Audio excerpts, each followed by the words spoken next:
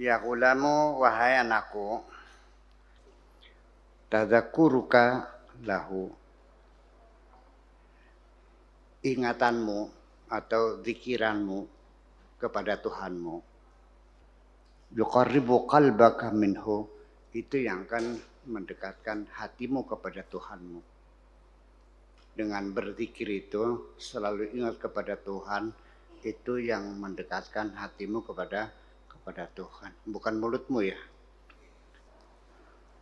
Wa tadkhulu ila baiti qurbatin, dan engkau akan masuk dalam rumah kedekatan. Artinya posisimu akan menjadi dekat sekali dengan Tuhan. Wa tasiru dayfan, setelah masuk engkau akan diperlakukan oleh Tuhanmu sebagai seorang tamu, sebagai tamu Allah. Kita itu kan menjadi tamu Allah setahun sekali. Itu kan duyufur rahman, itu kan seperti itu.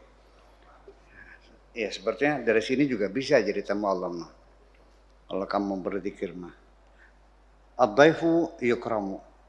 Sudah barang tentu seorang tamu pasti dihormatilah. Wala siyama dhaiful maliki, terutama atau apalagi kalau dia sebagai tamu raja, ya pasti akan diberikan bukannya dihormati tapi penghormatan yang besar juga. Ila mata tastaghilu. Jadi ini artinya bahwa sekali lagi orang semua punya keinginan ingin dengan Tuhan. Yang perlu disadari dengan dekat dengan Tuhan itu bukan dekat jarak, bukan dekat fisik. Tuhan sudah dekat, bahkan Tuhan lebih dekat daripada urat nadimu sendiri. Lalu mau dekat seberapa lagi? Kedekatan di sini adalah kedekatan rasa. Kan ada peribahasa jauh di mata, kadang sekalipun mata yang jauh tapi hatinya dekat. Kedekatan rasa itulah. Itu yang perlu. Jadi sesungguhnya kalau kita lihat sendiri, salat itu sendiri kan untuk apa sih? Ini salat begini. Orang Indonesia ini atau mungkin kebanyakan orang Islam menganggapnya ketika dia sedang melakukan salat itu dikirain sedang menyembah Tuhan. Ini gara-gara salat diterjemahkan sembahyang. Yang itu kan Tuhan yang tertinggi, Sang Pencipta. Yang atau Eyang. Ada dua misalnya bisa yang atau Eyang. Itu artinya Tuhan tertinggi. Jadi sembahyang menyembah Eyang. Sebetulnya ada muskilah juga sebetulnya dalam salat. Karena salat sendiri tujuannya adalah lidzikri. Aqimis sholata lidzikri. Dirikan salat untuk mengingatku, untuk berzikir kepadaku, untuk mengingatku. Jadi sesungguhnya ketika kau ingat Tuhan, ya kamu sedang salat. Cuman ini gara-gara dosanya para ahli nahwu ini. Ini gara-gara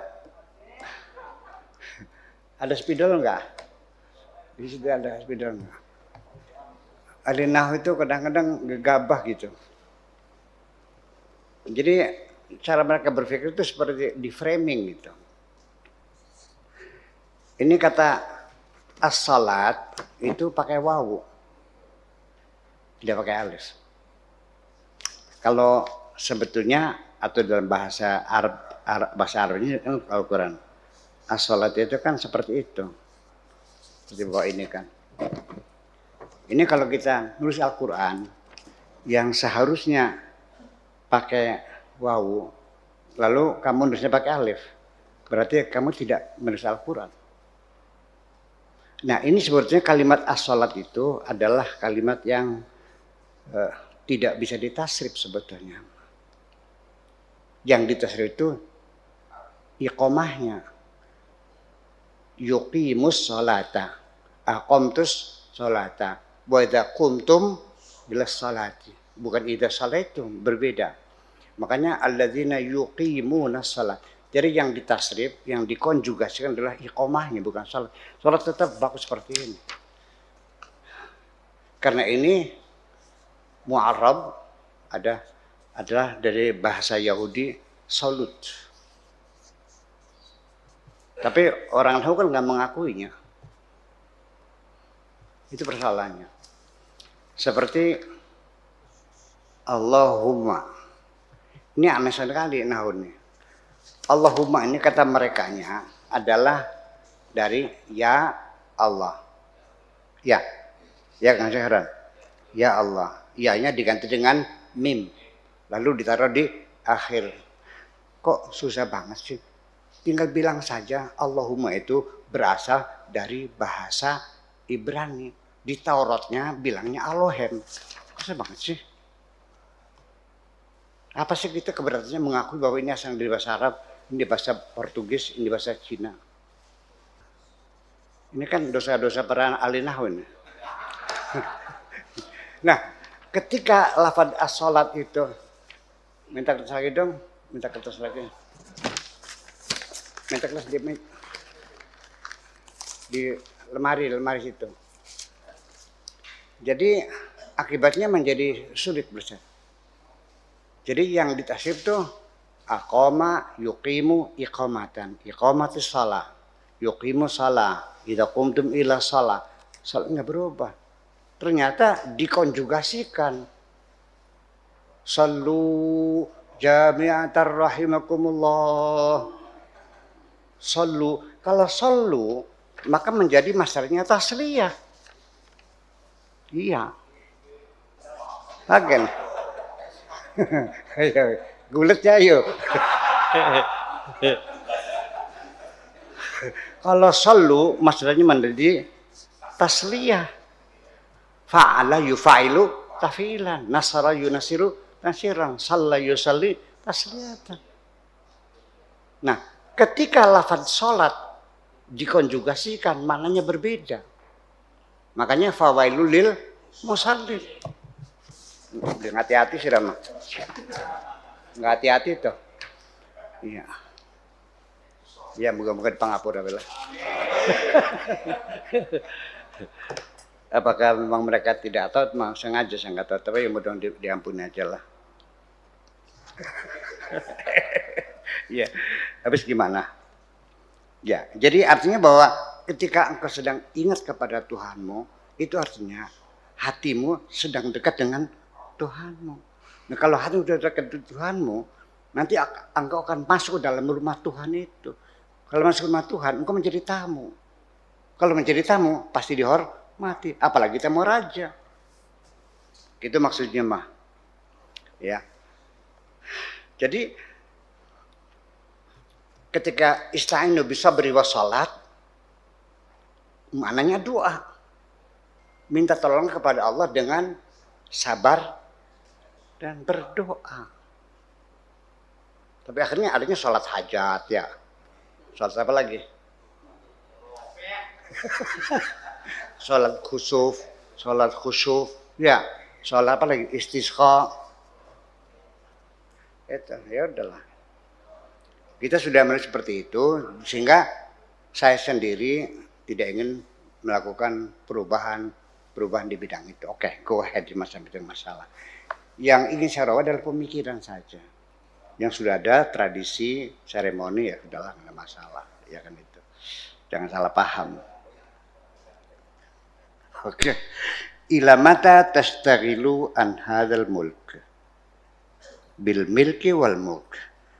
Sampai kapan engkau selalu sibuk sehari-hari hanya mikiri urusan-urusan dunia, urusan kekuasaan, urusan kepemilikan dan sebagainya.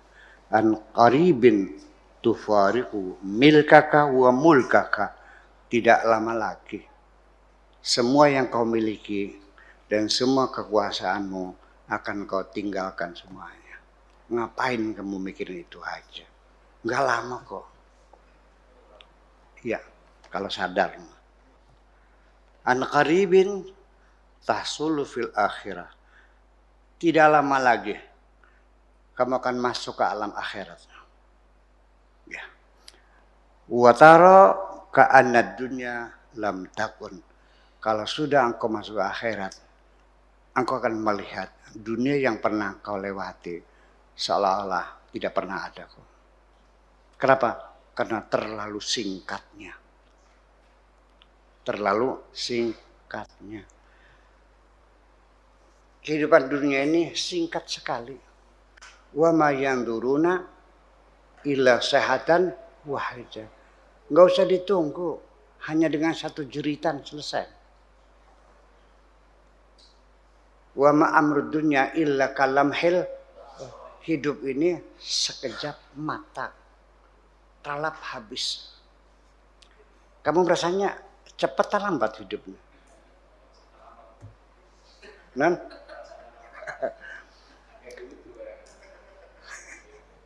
Iya, itu menjadi masalah. Pernah lihat laron nggak? Terlahir siang, ya kan? Terus maghrib terbang, Isya rontok sayapnya lalu mati. Apa kau katakan? Kau cepet banget sih, betul nggak? Malaikat juga melihat kamu, kok Parmat cepet banget sih. Kata jin juga sama. Ngeong anak, nyut, belum berbalik sudah mati lagi Parmatnya. Ngeong anaknya itu, nyut, belum kembali, sudah mati.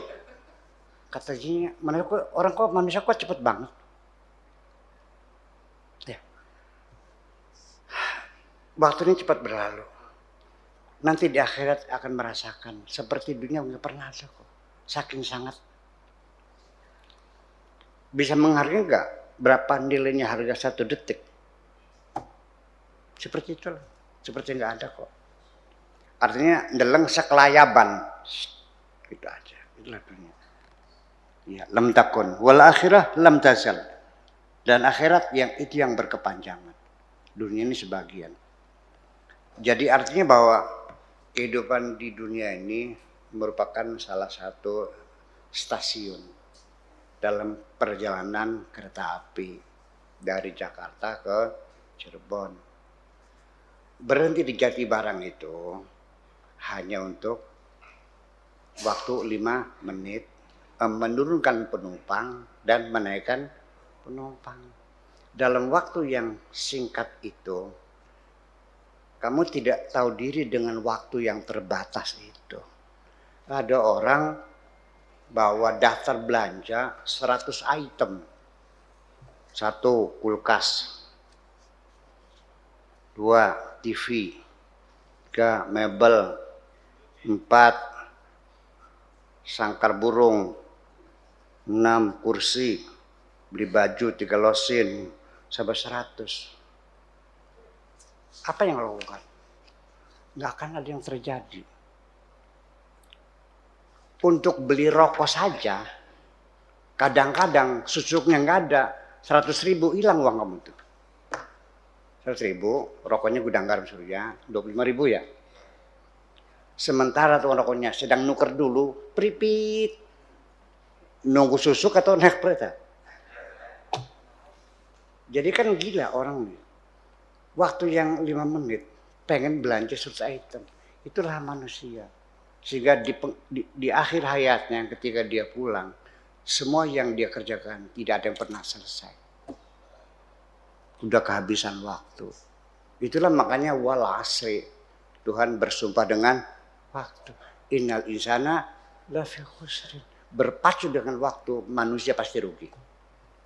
Itu aja persoalan.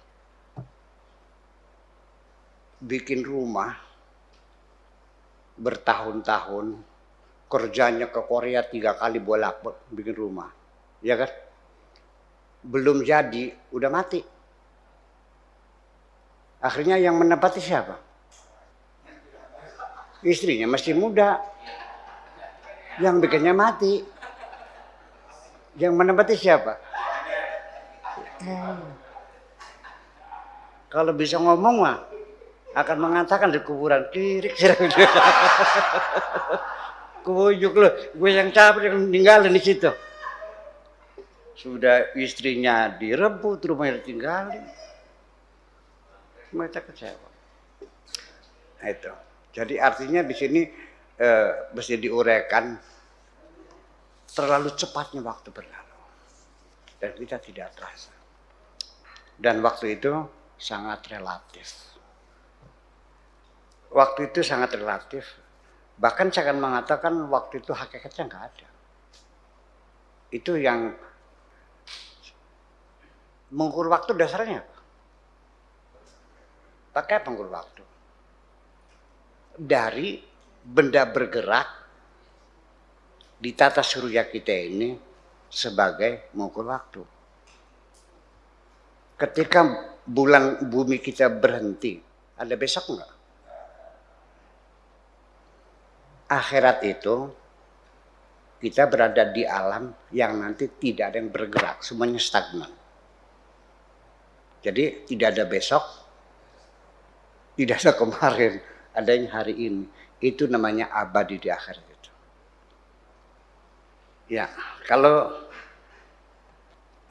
waktu, di samping itu kita punya waktu sendiri. Punya waktu sendiri dan sangat relatif sekali. Orang itu punya waktu yang berbeda satu orang dengan yang lain. Dan dari satu orang yang sama dia juga, dari saat ke saat yang lain, waktunya berbeda-beda. Bisa berjalan cepat, bisa berjalan, kalau dia sedang senang, waktunya berjalan cepat. Kalau dia sedang susah, pengantin baru, waktunya di dalam penjara. Iya, kita yang merasakan kok. Kita merasakan semuanya itu. Itulah makanya la tahrobu minni. Jangan kamu lari. Jangan melarikan diri minni dari aku. Jangan pergi, jangan lari, kata Syekh Abdul Qadir Jailani. Li fakri yadaya, karena engkau melihat aku enggak punya apa-apa. Karena tanganku fakir. Karena engkau melihat aku tidak punya apa-apa. Jangan melarikan diri. Jangan tinggalkan aku karena engkau melihat aku miskin. Itu maksudnya. Fa inna indi ghinan ankum. Aku ini tidak butuh kepadamu. Aku ini kaya sendiri kok, enggak butuh sama kamu. Jangan berharap aku akan minta sesuatu. Tidak kok, aku tidak butuh sama kamu. Aku udah kaya sendiri. Syekh Abdul Qadir Jailani itu diduga oleh orang miskin. Padahal karena pola hidup yang zuhud, pola hidup yang sederhana, dia pakai baju ya yang penting nutup aurat, makan yang penting asal kenyang. Dikiranya miskin, sehingga ada orang kaya yang terharu melihat dia bawa uang sekandek lah gitu. Kesian melihat orangnya kurus gitu ya, barangkali kurang makan, kurang gizi barangkali, mungkin jalannya sempoyongan gitu. Kurang makan gitu. Saking baik hatinya nih, dia bawa dipikul uangnya. Karena zaman dulu kan uangnya masih logam kan, dipikul. Begitu datang masuk, sebelum dia menyerahkan uang, dia perutnya mules, pengen BAB. Dia minta permisi. Oh ya silakan, di belakang WC-nya. Begitu masuk WC, klosetnya ditata dengan berlian. Nggak keluar tuh BAB-nya. Lalu dia lari pulang. Nggak berani. Ternyata berlian ditaruh di kepala Syekh Abdul Qadir Jailani, tempat berak kok. Artinya dia menghinakan dunia itu seperti itu. Ya, menghinakan dunia seperti itu. Dunia tuh nothing kok, ada masalahnya. Gitu kesadarannya. Jangan takut, nggak usah lari, jangan dikira aku miskin. Enggak, aku kaya kok, gitu maksudnya. Wa an ahlil masyriq wal maghrib. Penduduk bumi, barat dan timur, aku tidak butuh kok, aku kaya. Innama uridukum lakum.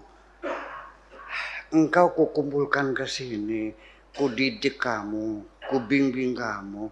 Sebetulnya aku hanya untuk memberikan kebaikan kepada kamu, untuk menolong kamu kok. Bukan minta imbalan sama sekali. Makanya sampai sekarang apabila mursyid yang aku mursyid terus minta uang, tinggal aja dah. Apalagi minta bejani, minta menyanjin ya, harganya 50 juta, bohong semua itu. Ya, mursyid mana nombok loh. Jadi kalau mata dia bohong, dia tinggal aja bersalah. Wa ma as'alukum alaihi min ajrin in ajriya illa ala rabbil alamin. Mereka itu tidak berminta upah karena mereka sudah dijamin upahnya Allah besok. Tidak ada bersalah. Ya. Fi hibalikum ufattilu. Ya. Aku hanya ingin memberi manfaat kepada kamu. Aku yang akan menganyam tambang kamu. Ku anyamkan. Aku yang akan menjahitkan bajumu. Aku yang akan membuat benang kamu. Ya, itu saja. Kemudian la tabtada' wa tuhditsu fi dinillahi azza wa jalla syai'an lam yakun. Jangan melakukan kebid'ahan. Jangan mengada-ada di dalam agama Tuhan yang sebetulnya tidak ada, mengada-ada. Ini bid'ah, mengada-ada, seperti sholat ngadapnya ke timur. Seperti sholat telanjang bulat. Seperti sholatnya pakai bahasa Indonesia. Itu yang bid'ah. Mengada-ada gitu. Bukan inovasi, bukan. Ya. Jadi bid'ah sendiri adalah yang dilarang itu mengada-ada dalam agama yang ada. Jadi kalau orang tahlil mah bukan mengada-ada, itu tradisi. Ya, jadi artinya begini, dengan adanya bid'ah semacam ini juga salah paham lagi. Dikiranya apa saja yang Rasul tidak lakukan berarti bid'ah. Setelah baca Quran,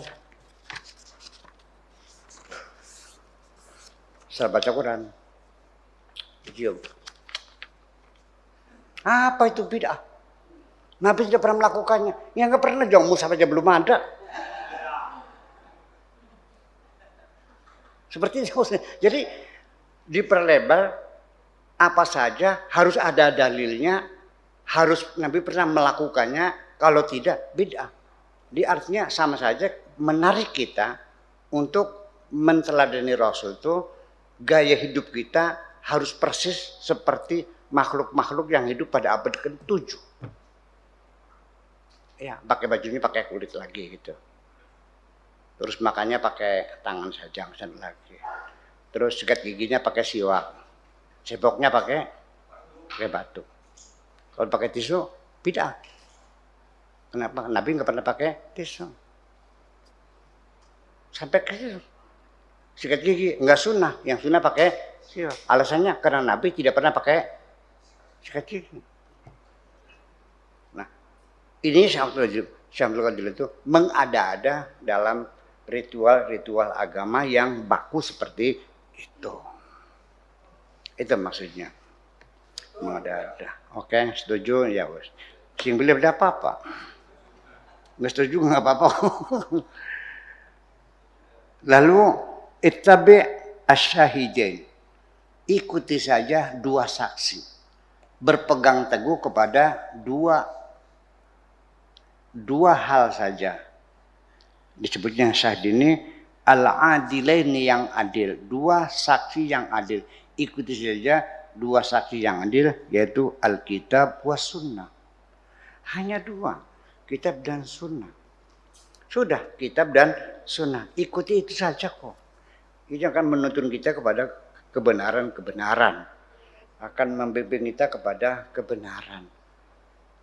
Hanya kitab dan sunnah. Tetapi aneh, Imam Syafi'i bikinnya 4. Imam Syafi'i apa itu?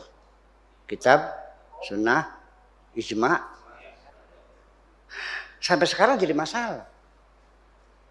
Karena 4 sih. Nanti kita bahas. Nanti tuh Buya Sakut Imam Syafi'i itu ngece baik kan enggak? Menghina aja. Bukan, saya bukan menghina. Mengkritisi itu bukan menghina. Dan tidak menyalahkan, tidak. Jadi ya artinya saya dianggapnya tidak hormat kepada Imam Syafi'i. Saya itu lebih hormat dari kamu kok. Karena saya lebih tahu dari kamu tentang kehebatan Imam Syafi'i. Hormatnya saya lebih hebat dari hormatnya kamu kepada Imam. Kan hormatmu kepada Imam Syafi'i hanya berdasarkan fanatisme.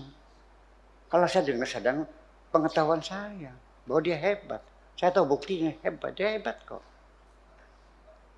Mana lagi? Jadi orang mengagumi dengan fanatisme kan gak jujur. Betul nggak? Iya dong. Dasarnya. Itu. Oke, lanjut. Lalu fa innahuma yusilanika ila rabbika azza wa jalla. Karena Al-Qur'an dan sunnah itulah yang akan menghantarkan kamu kepada Tuhanmu. Wa amma in kunta mubtadi'an, tetapi kalau kamu itu melakukan kebid'ahan, fasyahidaka aqluka wa hawaka, yang akan menuntun kamu adalah akalmu dan hawa nafsumu. Fala jarama yusilanika ilan nar, maka tidak ayal lagi akan menghantarkan kamu kepada neraka. Makanya kullu bid'atin wa kullu dhalalatin benar. Gara-gara kunut masuk neraka. Wa yulhiqanika bi fir'auna wa hamana wa junudahuma. Nanti dia yang akan menggabungkan kamu dengan Fir'aun, Haman dan tentaranya. Ya, para diktator itu semuanya itu. La tahtaj bil qadari titik. La tahtaj bil qadari, jangan pernah menyangkal dengan kepastian Tuhan kok. Udah terima saja. Wayahna ruginya rugi kesepian.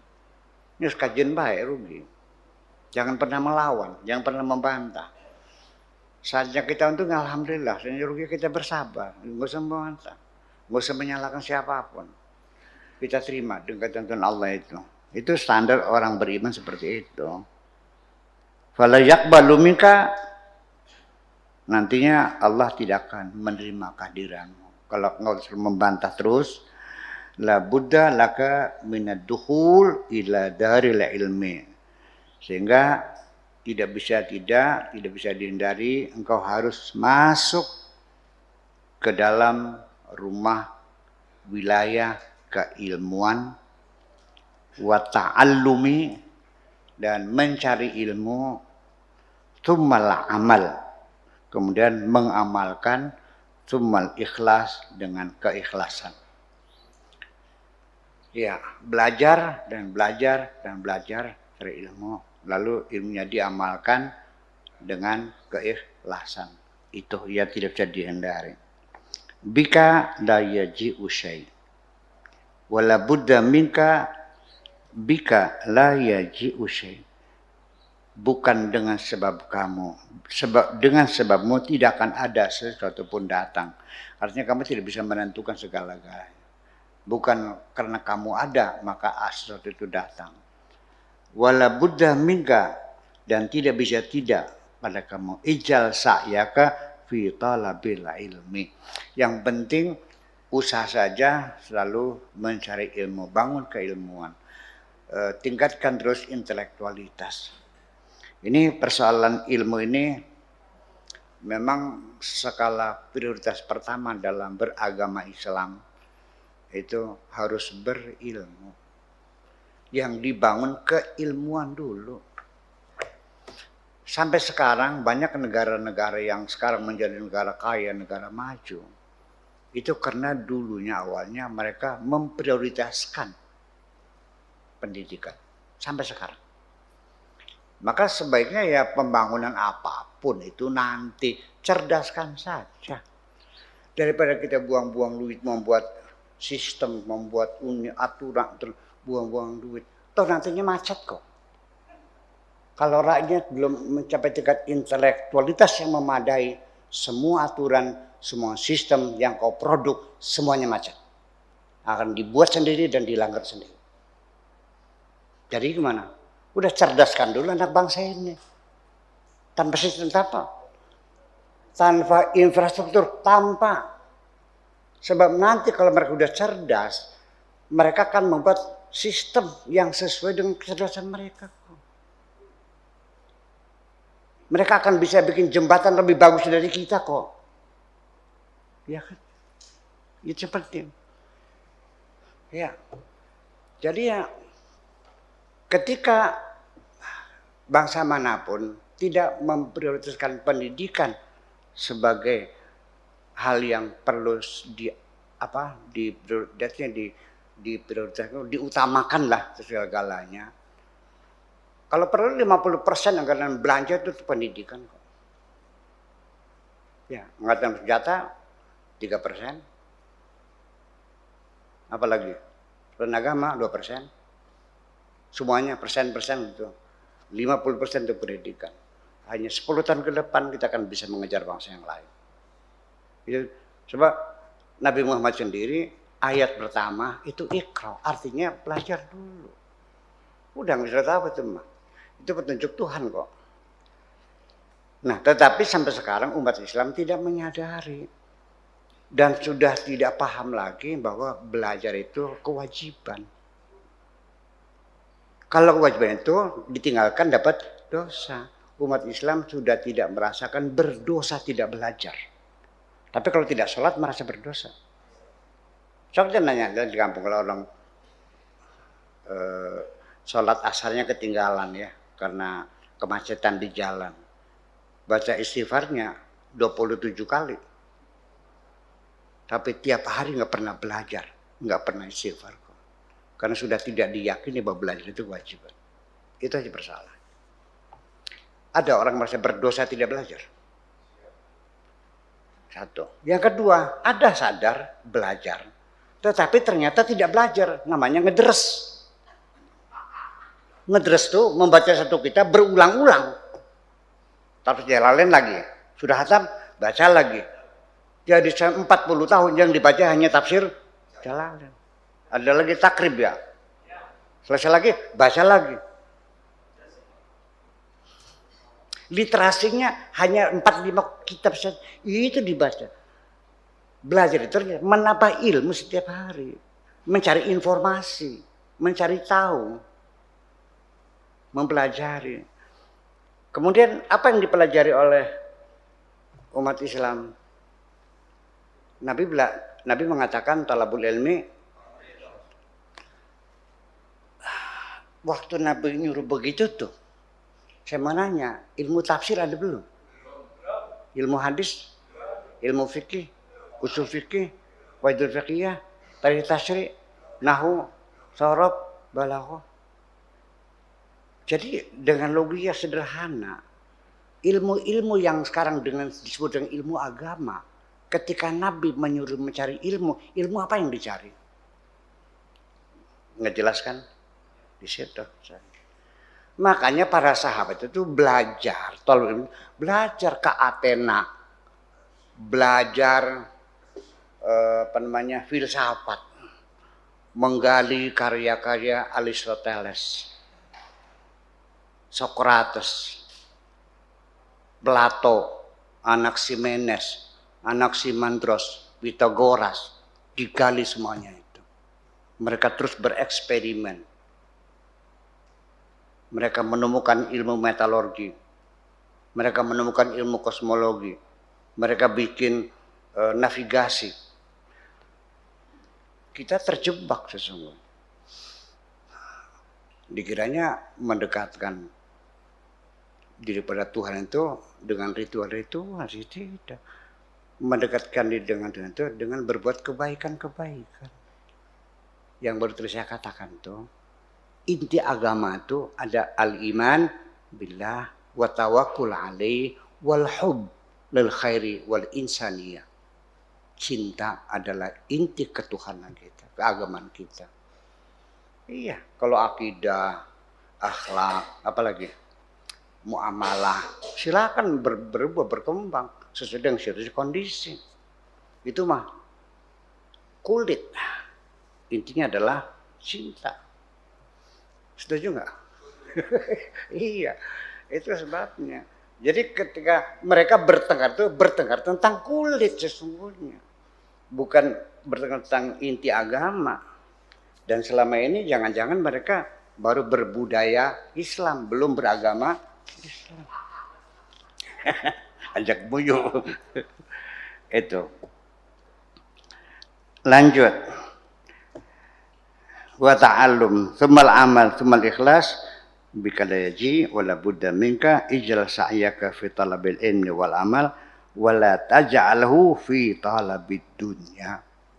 Dalam mencari ilmu itu jangan punya tendensi, punya niatan untuk mencari dunia. Jadi ilmu ketika di tangan umat Islam itu adalah dikemas dengan moralitas yang sangat luhur sekali untuk membahagiakan manusia, ya, untuk menolong kemanusiaan. Makanya Ibnu Sina itu mengatakan bahwa ilmu kedokteran itu ilmu yang paling mulia, karena dengan ilmu kedokteran kita bisa menolong orang sakit, bisa meringankan sakitnya orang. Mencari ilmu untuk mengabdi kepada Allah sebagai media untuk beribadah kepada Allah. Sehingga beliau pesan kepada, karena dia amidul attiba, amidul attiba, dean of medicine. Setiap 6 bulan sekali dokter-dokter yang dikasih izin praktek itu terus ditatar. Ilmu yang kau berikan, izin kau berikan, silakan kau abdikan untuk kemanusiaan. Dan jangan pernah minta upah atas orang. Kecuali setelah sembuh, mereka tasyakuran, silakan itu rezeki kamu. Kalau sekarang berobat, sembuh bayar nggak? Nggak sembuh? Mati? Ya karena dulu ilmu sebagai moral, sekarang ilmu sebagai material, sebagai itu masalahnya. Ya karena sekarang belajarnya mahal, masa nggak bayar? Itu persoalannya. Iya, itu beda ya. Jadi ketika di tangan umat Islam sebagai pengabdian, begitu pindah ke dunia barat, ya dikomersilkan, menjadi komersial. Ya sekarang mah jangan berharap lah dokter nggak minta bayaran tuh. Kalau pakai etika aja, kalau sembuh bayar. Atau gini, bayar, kalau nggak sembuh kembaliin dong. Bisa nggak gitu ya? Umpamanya, iya. An qaribin yanqati'u sa'yuka. Tidak akan lama lagi. Segala upayamu akan selesai, akan habis. Faj'al sa'yaka fima yanfa'uka. Maka semua usahamu, usahakan semua itu bisa memberikan manfaat untuk dirimu sendiri dan masyarakat sekitarmu tentunya. Ya. Qama ilaihi rajulun, seorang laki-laki bangun, wa tawajjada, lalu dia berkhutbah berceramah, waqala makana muqaddimata hadhil arus. Dia ceritakan ini adalah kata pengantar untuk seorang pengantin perempuan. Kalau sekarang namanya apa? Kata sambutan. Kalau di sini kalau kawin tuh di pihak perempuan ya. Jadi pertama-tama laki dulu kan. Sambutan, penyerahan. Nah, begitulah ciranya. Hatta kana laha al-bakhat, secara kebetulan si pengantin perempuan itu punya nasib yang baik gitu. Faqala limahabbatin minasyab qabila sifat. Karena si pemuda tadi jatuh cinta, maka diterima lamarannya itu dan terjadilah pernikahan. Kita juga sama dalam hal beragama itu, yang penting kita dekatkan diri dengan Allah supaya diterima. Ya, selama ini kita nih bekerja nih ingin menyenangkan dirimu sendiri. Engkau tidak pernah ingin menyenangkan Tuhanmu kok. Jujur aja. Betul nggak? Atau kalau bukan dirimu, yang ingin kau senangkan adalah masyarakat sekitarmu. Menyenangkan orang tua, menyenangkan metoha, menyenangkan masyarakat, menyenangkan dirimu. Habis. Kapan kau berpikir menyenangkan Tuhanmu? Tidak pernah terfikirkan. Tidak teragenda dalam pikiranmu. Kapan kau bisa menyenangkan Tuhan? Ada nggak sih Tuhan tuh? Sudah paham semuanya. Nah, untuk itulah maka sekali lagi mungkin ada orang yang punya niatan ingin menyenangkan Tuhan, tapi caranya nggak ketemu. Hanya buang-buang waktu. Sampai protol 50 kali. Protol lagi beli lagi. Ya, sembar semburu anggar beli mempan aja. Ya kan? Jadi bagaimana menyenangkan Allah itu samalah ada orang ingin menyenangkan saya. Bawa oleh-oleh. Pak Dik selalu kalau sini bawa kue Pak ya. Ingin menyenangkan saya kan? Alhamdulillah Pak saya senang. Ya, kuenya enak alhamdulillah di Bandung. Tapi ada orang yang ingin menyenangkan saya beli rokok yang paling mahal namanya Ji Samsung. Dia tidak tahu kesenangan saya. Jadi dirokok enggak? Bawa baju pengen ya kan Buya. Bawanya baju ukurannya XL. Yaitu berselimut jadinya. Jadi untuk ketika engkau ingin menyenangkan Tuhanmu, engkau harus tahu dulu apa yang menjadi kesenangan Tuhanmu. Ketika engkau menyenangkan Buya Sakur, engkau harus tahu kesenanganmu apa. Kesenangan Buya Sakur apa. Udah tahu saya hobinya mancing. Nggak terpikir, coba kalau mesti pancing, tentu saya senang banget. Ya kan gitu, namanya. Nah, sekarang apa yang Allah senangi? Apa yang paling disenangi Allah? Allah tidak pernah minta persembahan kok, kepala kerbau enggak. Kembang warna 7 enggak kok, menyan juga enggak. Allah enggak perlu itu semuanya. Allah Tuhan kok, enggak perlu disembah. Allah enggak pernah minta untuk disembah. Tolong dikorasi. Iya kan abudu. Jangan kau katakan hanya kepada engkau lah kami menyembah. Katakan hanya kepada engkau saja kami mengabdi. Ibadah itu mengabdi bukan menyembah. Jadi kan salah paham kan akhirnya. Nah itu. Apa yang paling disenangi Allah? Yang paling disenangi adalah ketika engkau selalu senang apapun ketentuan Allah. Itu masalah. Dapat duit banyak. Dapat sedikit. Enggak dapat duit. Duitnya hilang. Allah senang pasti. Oke, kita baca puisi sekarang.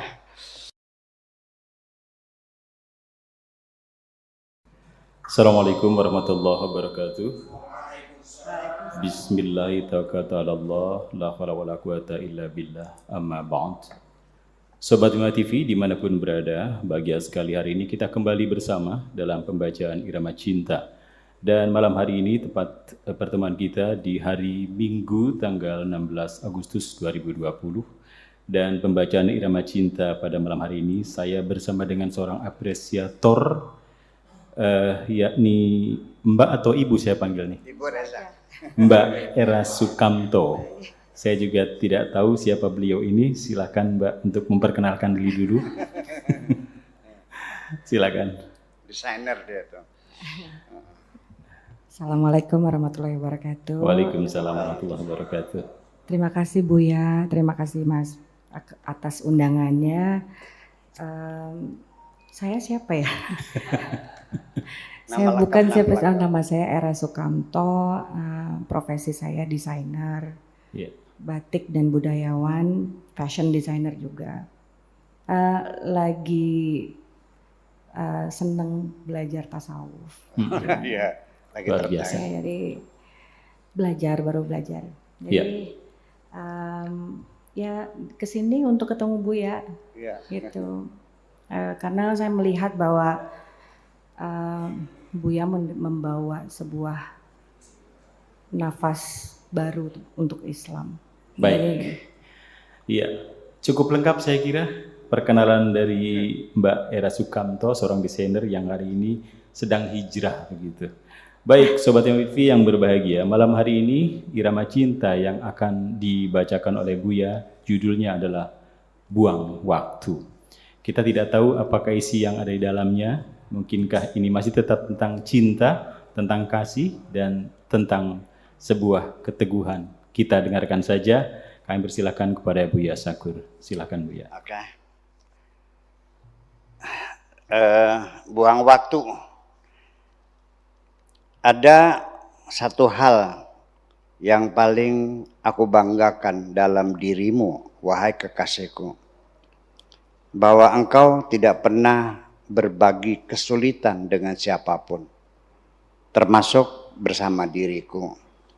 Engkau tidak pernah berkeluh kesah sedikit pun. Memang benar, pada akhirnya kita hanya buang-buang waktu ketika habis hanya untuk memikirkan seseorang, tetapi yang dipikirkan tidak pernah merasakan khawatir ditinggalkan. Sebenarnya aku sangat mengharapkan dapat kiriman SMS dari dirimu. Isinya engkau mengungkap rasa khawatirmu akan ditinggalkan oleh orang yang engkau cintai. Yang menyedihkan lagi, wahai kekasihku, ketika aku hanya dapat memantau, dirimu dari kejauhan, tidak mampu untuk mendekat kepadamu. Yang lebih menyedihkan lagi, ketika aku harus melucuti segala harapanku, hanya karena desakan situasi dan kondisi kehidupan. Akan tetapi semua kesedihan itu sangat mungkin dapat disembunyikan. Tetapi gerak tubuh dan lirik mata ketika merindu tidak mungkin dapat ditutupi. Demikian pula sakitnya hati ketika merasakan kehilangan mustahil dapat dimanipulasi. Masalahnya karena engkau sudah terburu melangkah. Sehingga mungkin untuk yang akan datang, jangan sekali-kali dengan mudah engkau memberikan sesuatu kepada seseorang sebelum engkau menaksir berapa nilainya. Sehingga jangan sampai jatuh di tangan orang yang tidak dapat membedakan beling dan berlian.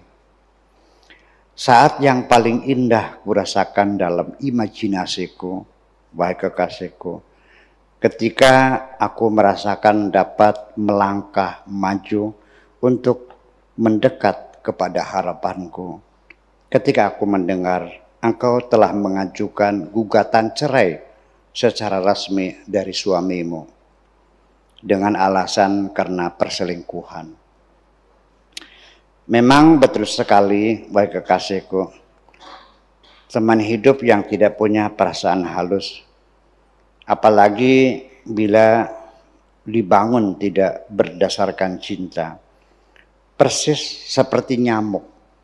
Kita baru merasakan ketika sudah menggigit, lalu badan kita terasa gatal dan bengkak. Termasuk teman-temanmu yang berbudi buruk, tidak senang melihat engkau bahagia dan tidak sedih melihat engkau sengsara. Oleh karena itu, tidak usah engkau percaya kata-kata mereka yang manis bagaikan madu, melainkan dari sikap dan perbuatan mereka sehari-hari, bagaimana mereka memperlakukan dirimu. Waktu itu tidak pernah berhenti, akan terus melangkah dengan lancar, sekalipun banyak menghadapi halangan dan rintangan. Waktu tetap waktu. akan tetap berjalan sekalipun jam dinding mengalami kerusakan. Sehingga melangkah saja dengan santai bersama waktu, nanti juga akan sampai tujuan. Kita semua, seluruh umat manusia, baik-baik saja, hebat semua, percaya semua, menjunjung tinggi hak kebebasan semua, dan menuntut ditegakkannya supremasi hukum, dan semua orang harus diperlakukan sama di depan hukum, selagi tidak menyentuh dirinya sendiri. Untuk itu, belalah dirimu sendiri, wahai kekasihku. Jangan minta intervensi kepadaku untuk membela dirimu, karena sangat melanggar etika. Aku hanya takut kepada Tuhanku. Aku dapat merasakan kebahagiaanmu, sekalipun aku hanya dapat memantau dari kejauhan. Ketika suamimu ikut bersedih hati ketika engkau menghadapi kesulitan, dan berbaik hati ketika melihat ada keburukan pada dirimu untuk disembunyikan, itu pernah terjadi atas dirimu sebentar. Tetapi sekarang engkau telah temukan, yang engkau temukan adalah kebalikan. Tetapi sekalipun demikian, aku percaya engkau akan tetap dapat membangun optimis dalam dirimu. Perlu engkau ketahui, wahai kekasihku, optimis itu adalah sama dengan berdoa kepada Tuhan.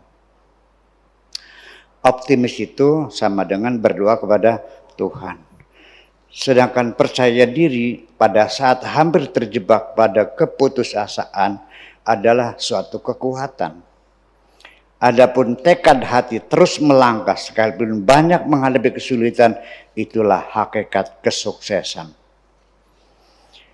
Kemudian tidak perlu harus menang ketika sedang bertengkar dengan suamimu, karena menarik simpatik lebih penting daripada menang sementara di atas meja.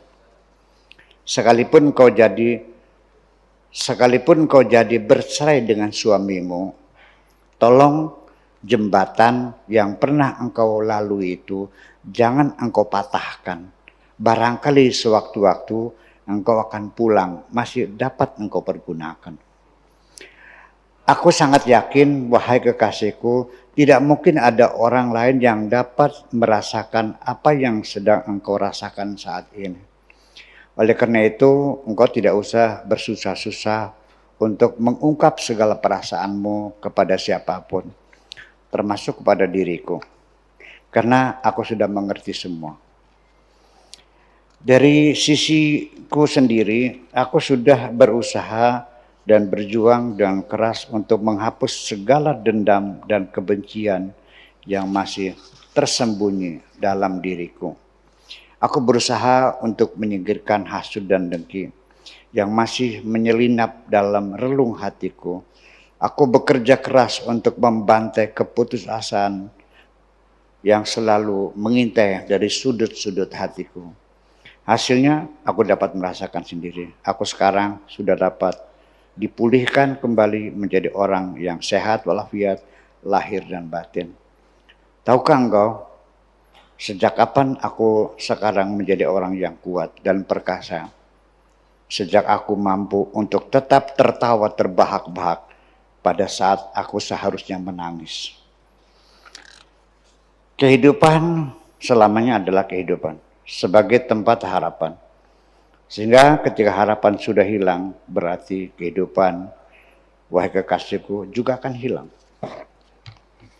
Sampai hari ini aku masih sanggup untuk terus menjalani kehidupan.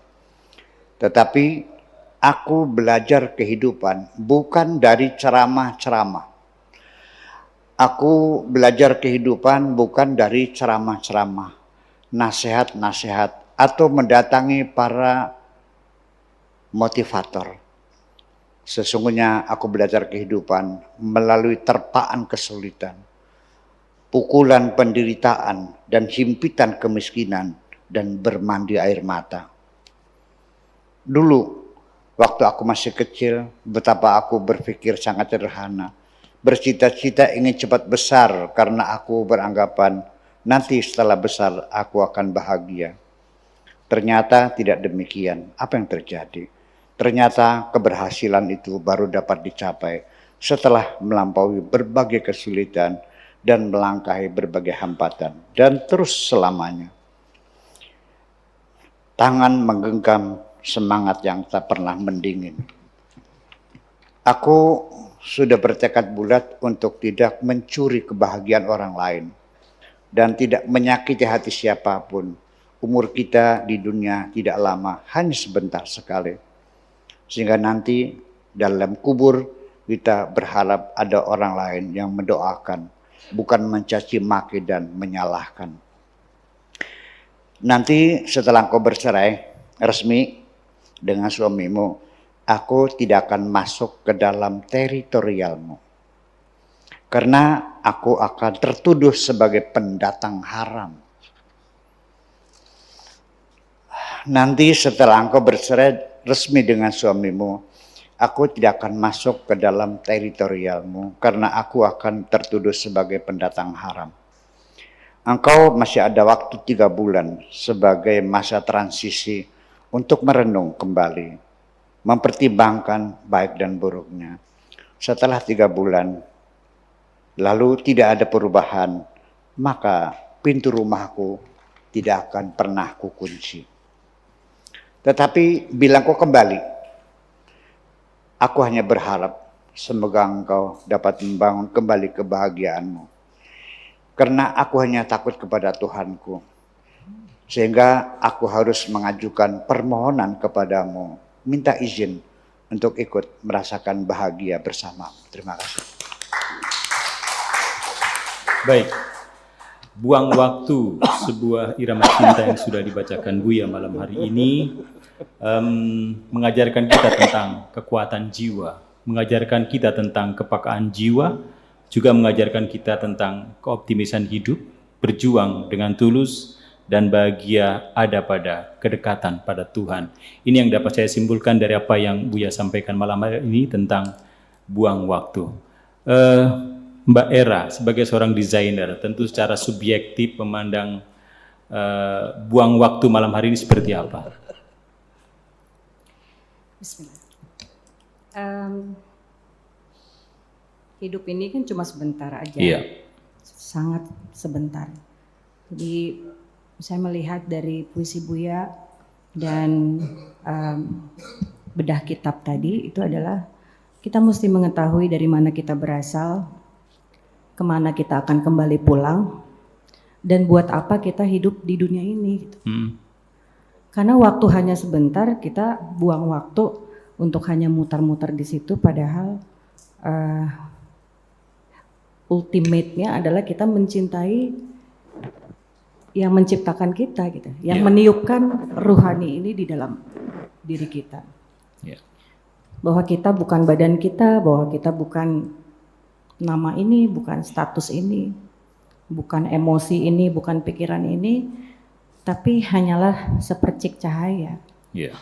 Hanyalah tajali dari cerminan dari Rahman dan Rahimnya Allah gitu. Jadi kita udah buang waktu untuk tidak mencintai kekasih kita yang sejati. Karena kekasih sejatiku itulah guru sejatiku. Dia yang maha tahu, kita nggak perlu meminta, kita tidak perlu bercerita, kita nggak perlu berdoa bahkan. Tapi justru dengan tersungkur dan melepaskan segala sesuatunya dalam kekosongan, maka dia ada di dalam kehampaan itu. Yang kosong itu isi, katanya cari kosong itu sama dengan isi, cari isi sama dengan kosong. Di sini yang paling mengena, paling menyentuh perasaan adalah ku cari diriku yang kutemukan hanya dirimu. Jadi kekasih adalah guru sejatiku. Tadi diungkapkan secara indah sekali tentang puisi Buya yang menggambarkan antara seorang kekasih dengan kekasihnya. bagaimana segala sesuatu ini hadir karena cinta dan masalah semua selesai karena kita mampu berada di dalam ruang bijaksana. Yeah. Di dalam ruang bijaksana itu adanya adalah ridho dan maaf. Pertanyaannya buat Buya, bagaimana menjadi mutmainnah, Buya, yang bisa ridho dan diridhoi, untuk bisa bergabung dalam golongan yang mendapatkan kondisi surga dalam kenyamanan. Tadi ada juga pola waktu ya Pak? Iya.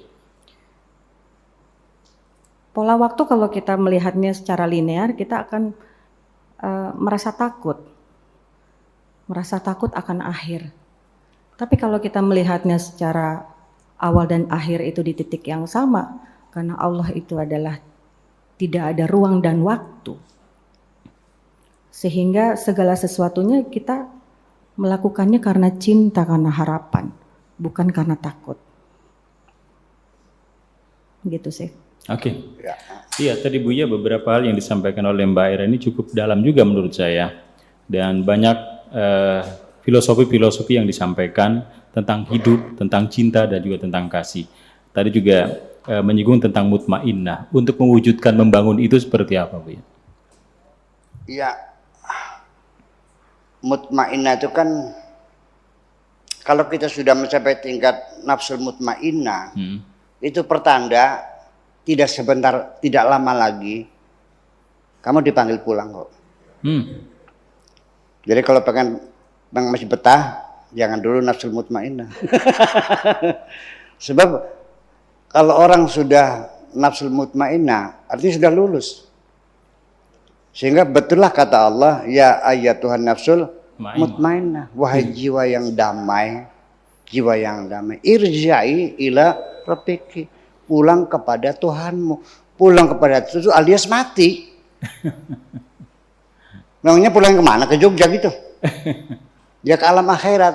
Kalau pulang ke alam akhirat berarti ya selesai. Radiyatan mardiyah. Dalam artian engkau senang, Tuhanmu juga senang.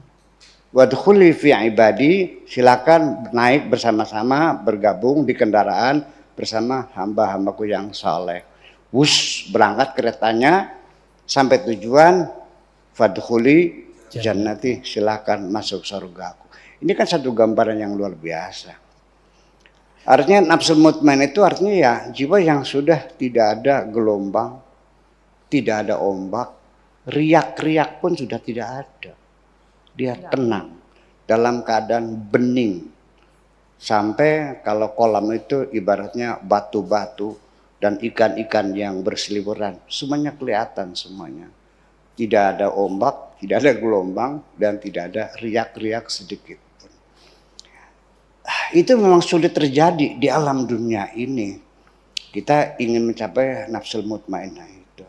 Karena setiap hari kita menghadapi benturan-benturan, terpaan-terpaan kehidupan, kesulitan, kita ditipu orang, kita diguncingkan orang, kita kena penyakit, kita dagang, kita rugi dan sebagainya. Nggak habis-habis semuanya itu. Makanya untuk kita menjadi jiwa yang tenang, satu caranya serahkan segala urusan kepada Tuhanmu. Ufawwidu amri ilallah, kuserahkan segala urusanku kepada Allah semuanya. Aku bergantung kepadamu. Silakan engkau menentukan, engkau merencanakan, aku hanya siap menjalani apapun yang menjadi keputusanmu dengan segala senang hati. Dengan kata kunci yang biasa dibaca di akhir tahlil itu, wa qaulu rabbana qaulu sami'na wa ata'na ghufranaka rabbana wa ilaikal masir. Sami'na, siap kami terima segala keputusanmu. Wa ata'na, dan siap kami taati, siap kami laksanakan segala keputusanmu. Dalam perjalanannya ketika mengalami kesulitan, ghufranaka, kami minta ampun kepadamu. Nanti di penghujungnya yang menentukan adalah engkau. Wa ilaikal masir. Kalau kita sudah begitu, kita sudah tidak berpikir lagi. Menyerahkan artinya di penghujungnya kita sudah tidak merencanakan, kita sudah tidak memilih, dan kita sudah tidak kecewa apapun yang terjadi. Bisa nggak kita membangun psikologi kita seperti itu? Bisa ketika engkau menyerahkan secara bulat kepada Allah. Artinya apa? Sebabnya kita ini gampang karena kita memilih kesalahan. Kita memilih. Dan nanti di hari kemudian Allah menuntut pertanggungjawaban atas dirimu berdasarkan pilihanmu. Tetapi ketika di dunia kita serahkan, ya Allah aku siap menjalani apapun yang menjadi pilihanmu. Kita hidup sudah tidak memilih. Ini bukan teori, tapi realitanya seperti itu sebetulnya, Ma. Kita lahir bukan pilihan kita kok. Tanggal lahir pilihan kita bukan. Jenis kelamin kita pilihan kita bukan. Warna kulit, bulu mata, rambut, organ tubuh semuanya. Kematian kita juga pilihan kita bukan. Yang mana pilihanmu? Sebetulnya secara realita kita nggak milih sebetulnya. Tapi manusia punya perasaan aku memilih. Nah, ketika engkau memilih, disitulah inti pertanggungjawaban. Kenapa engkau mesti bertanggung jawab? Karena engkau memilih. Andai kan engkau melakukan sesuatu, bukan karena pilihanmu, tetapi karena hanya menjalani pilihan Tuhan. Ditanya malaikat, kenapa kau lakukan semacam ini? Ya, bukan pilihan saya, pilihan Tuhan. Karena kita tidak memilih, maka kita tidak dituntut tanggung jawab dong. Logis nggak begitu tuh? Nah, cuman ini bagaimana memberikan pengertian kepada otak kita bahwa kita sesungguhnya adalah menjalani apapun yang menjadi pilihan Tuhan. Kalau semuanya pilihan Tuhan, maka apa yang terjadi? Yang terjadi hidup kita akan habis mencemasi hari esok, ya, menyedihi hari kemarin. Hari ini kita tidak bisa menikmati sedikit pun. Habis waktunya menakuti hari esok, mencemasi atau menyedihi hari kemarin. Hari ini kita tidak ada kesempatan untuk menikmatinya. Jadi artinya bahwa gini, saya ingin mencoba, ini balong ya, tenang, nggak ada riak. Kita lemparkan suatu batu, apa yang terjadi? Terjadi gelombang, bulat-bulat, terus kapan dia berhentinya? Lama, sampai 1 hari itu goyangan itu. Nah kita pun supaya kita jangan terguncang oleh peristiwa yang kita alami ini, maka kita mengupayakan jangan sampai ada apapun yang menyentuh perasaan kita. Ketika Anda dicaci tidak marah, ketika Anda disanjung tidak senang, ketika dagangan Anda rugi tidak kecewa, ketika Anda sakit tidak mengeluh,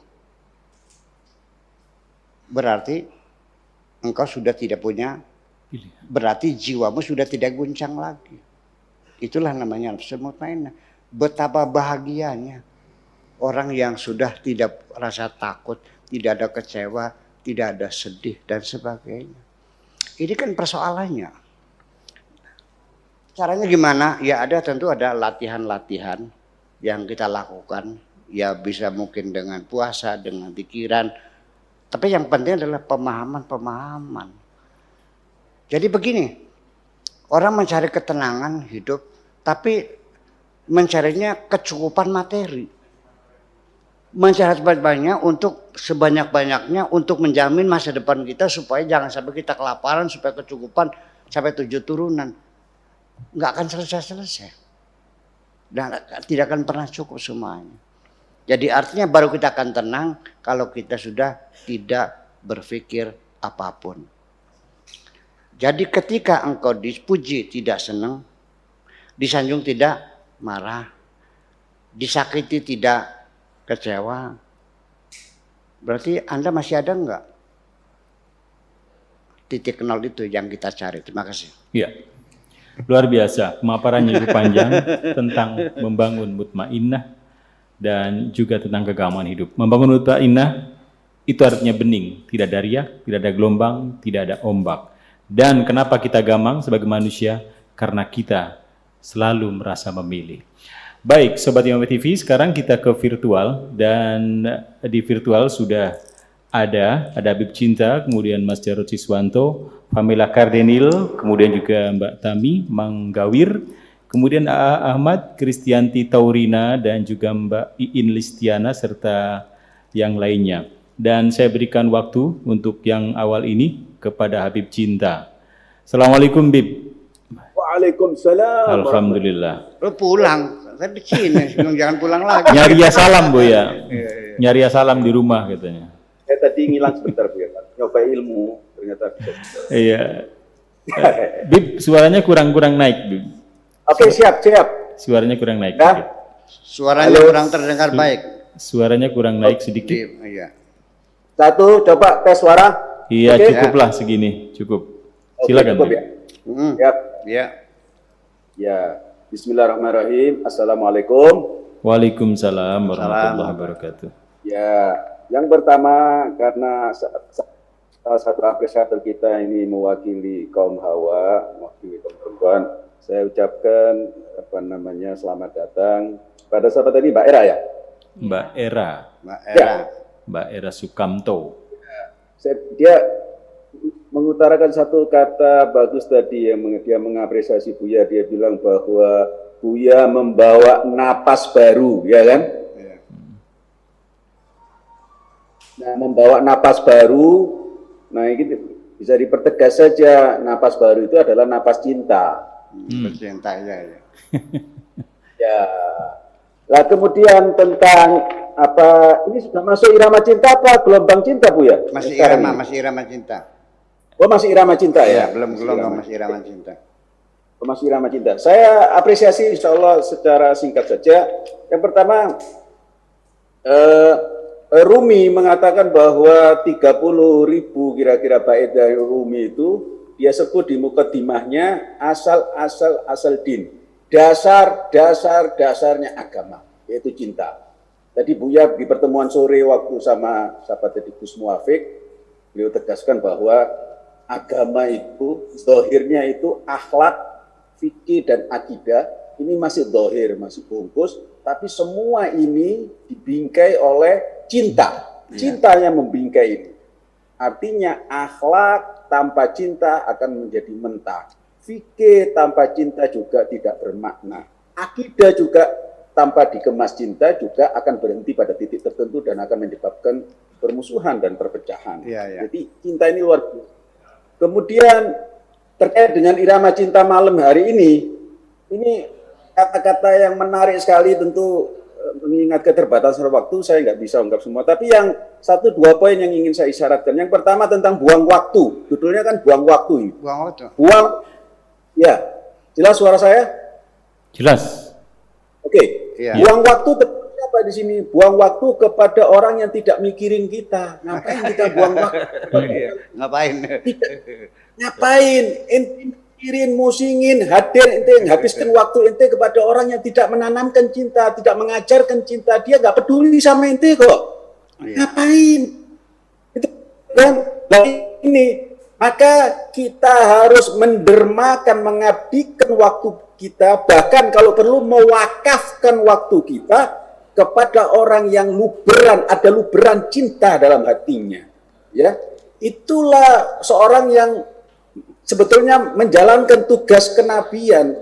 Nabi itu apa? Azizun alaihi ma anittum harisun alaikum bil mu'minina raufur rahim. Nabi paling nggak tahan melihat ada orang susah, melihat orang sedih, kepinginnya menghibur, kepinginnya membahagiakan.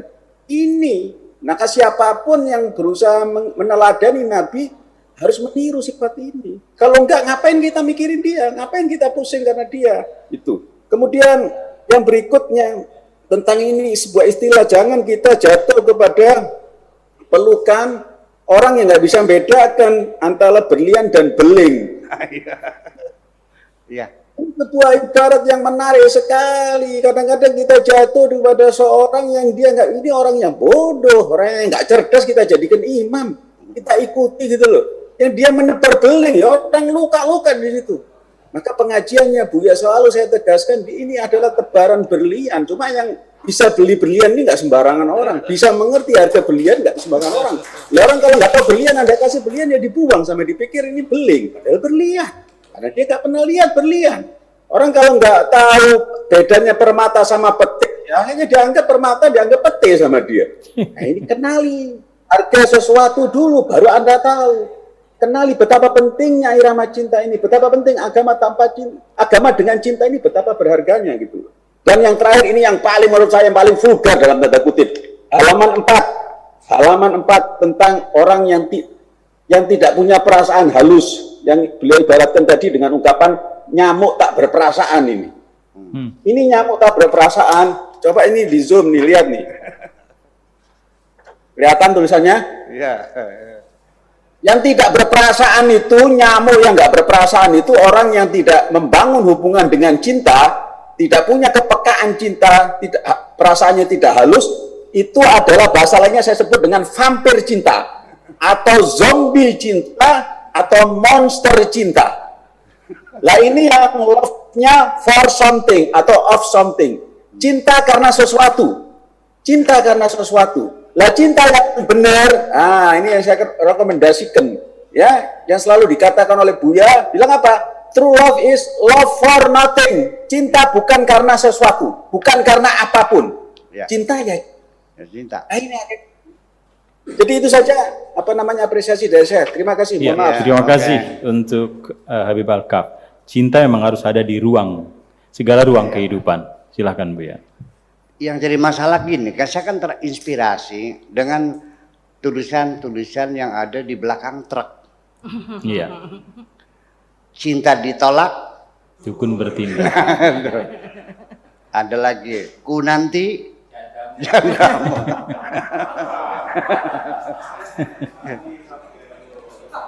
Pertanyaan saya, ini cinta bukan?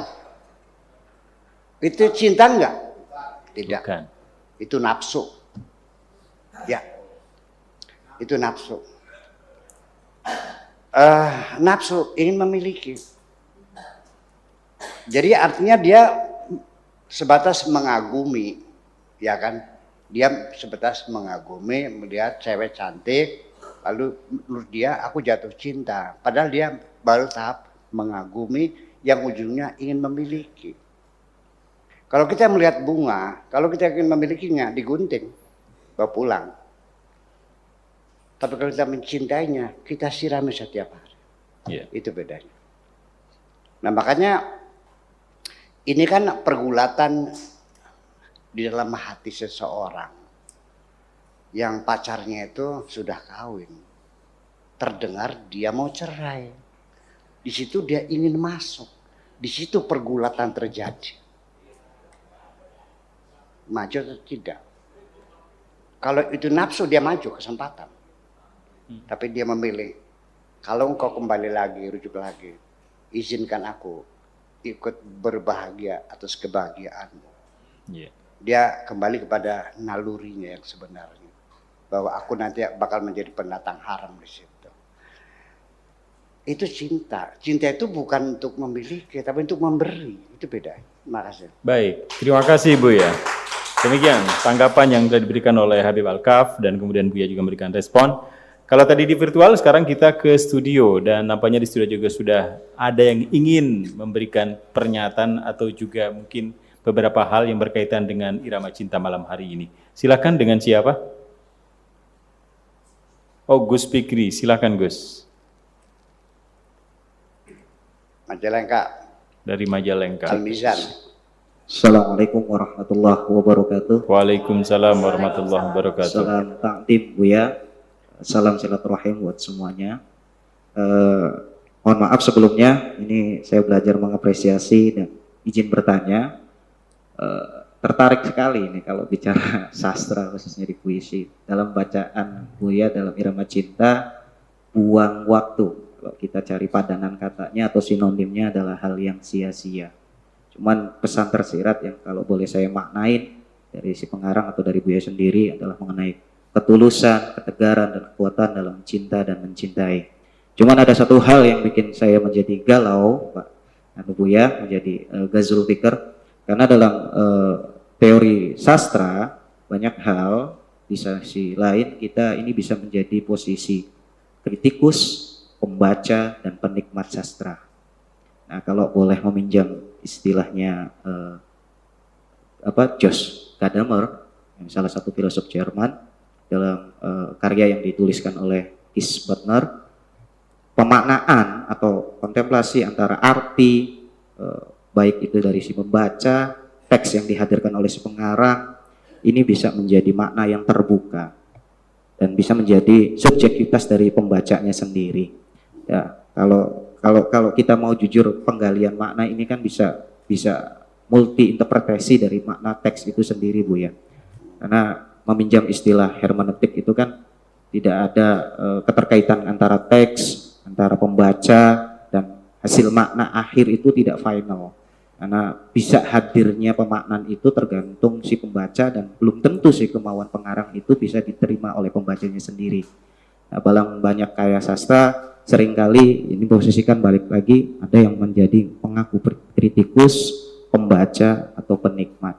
Nah, pertanyaannya adalah bagaimana cara kita dalam memahami pemaknaan atau menafsiri makna-makna teks sastra yang dihadirkan oleh si pengarangnya untuk bisa kita cerna secara utuh. Terima kasih. Assalamualaikum warahmatullahi wabarakatuh. Waalaikumsalam warahmatullahi wabarakatuh. Ya, tentunya ya kita mengarang apa saja. Yang membaca kan banyak, ribuan orang. Percaya antara satu dengan yang lain tidak mungkin mempunyai tingkat pemahaman yang sama. Dari mana datangnya perbedaan itu? Datangnya ya dari subjektivitas. Subjektivitas yang saya maksudkan adalah bukan sekedar like and dislike. Itu mah istilah sempitnya subjektif itu ya. Artinya dari sisi faktor geografis pun itu membuat kita subjektif. Akan dipengaruhi oleh geografis yang kita tempati. Saya ingin mengatakan begini, ini firman Tuhan. Kenapa dari teks yang sama, hadisnya sama, ya kan? Tetapi Imam Syafi'i melihat bahwa kalau kita ambil air wudhu, lalu menetes ke baskom yang kita pakai itu, maka menjadi mustakmal. Betul nggak? Imam Maliki kok tidak, dikobok juga boleh. Di mana salahnya? Itu karena subjektivitasnya muncul dari faktor geografis. Imam Syafi'i tinggalnya di pinggir sungai. Imam Maliki tinggalnya di tengah padang pasir. Sehingga kedua imam ini melihat air dengan mata yang berbeda. Yang satu tiap hari melihat air berlimpah ruah, akibatnya boros air. Yang di padang pasir jarang melihat air, maka itu mahal sekali. Maka itulah perbedaannya. Ayatnya sama, aulamastum nisa, menyenggol perempuan, istri batal mencapai. Imam Maliki tidak, padahal ayatnya sama. Jadi bukan hanya karya sastra biasa, firman Tuhan juga sama, beragam sekali. Ada yang bilang batal, yang bilang tidak, ada yang tergantung. Kalau ada syahwatnya batal, kalau tidak ada syahwatnya tidak batal. Padahal ayatnya sama, aula mastumun nisa. Dari mana subjektifnya? Dari ilmu pengetahuan, ilmu sorof masing-masing yang berbeda. Imam Syafi'i ngotot bahwa wazan mufa'alah bimana thulathi mujarrad. Yabqa ala ma'nahu thulathi mujarrad. sisipan alif setelah fa'il dari lamasa menjadi lamasa. Imam Syafi'i ngotot maknanya lamasa, menyentuh. Sedangkan Imam Maliki mengatakan dengan ada sisipan alif, tambahan alif setelah fa itu mempunyai makna saling, jadi saling bersentuhan. Jadi kalau menyentuh saja itu tidak batal. Yang batal itu apabila ada saling sentuh bersentuhan, ada gesek menggesek. Dari sisi keilmuan, sisi politik juga sama. Orang kaya, orang miskin, mikirnya sama enggak? Orang muda, orang tua, orang pintar, orang goblok, orang kota, orang kampung, ya subjeknya itu meluas semuanya. Sehingga kita jangan berharap orang akan mencapai satu persepsi yang sama. Sekalipun kita rapat, untuk apa? Untuk mempersatukan persepsi kita. Tetap saja setelah pulang masing-masing beda persepsinya. Maka Tuhan pun bernasib seperti itu. Coba, masing-masing mendeskripsikan Tuhan tidak sama kok Pak Dik-Dik. Mu'tazilah mendeskripsikan Tuhan berbeda dengan Jabariyah, dengan Qadariyah, dengan Ahlussunnah wal Jamaah. Dan masing-masing tidak salah. Memang silakan dalam akidah kita boleh berbeda. Karena inti agamanya kan cinta sebetulnya. Itu kan hanya kulitnya saja semuanya itu. Nah, sehingga sekalipun kita menulis dengan bahasa yang sangat bertele-tele, panjang lebar, diulang-ulang, belum tentu orang paham. Jadi standarnya adalah bukan apa-apa. Yang penting kita dalam berkomunikasi lewat tulisan itu, yang penting orang membaca bisa paham. Target saya 100%. Kalau orang bisa paham 60% sudah alhamdulillah. Tidak akan sama. Orang yang biasa membaca buku sastra. Saya sejak kecil memang banyak dekat dengan literasi kesastraan. Saya mulai perpustakaan yang nyewa, buku-buku nyewa dulu tuh sejak kecil-kecil itu. Jadi mungkin sudah banyak sekali sastra. Sehingga ketika ada orang menyobek satu buku novel, ya, 2, ada 5, saya baca. Nggak tahu nih judulnya apa, karangan siapa, nggak tahu, hanya selembar aja. Alamatnya. Ini mah bukunya Putu Wijaya nih. Ini Putu Wijaya. Kalau ini mau Tenggo Busen. Udah. Kalau ini siapa?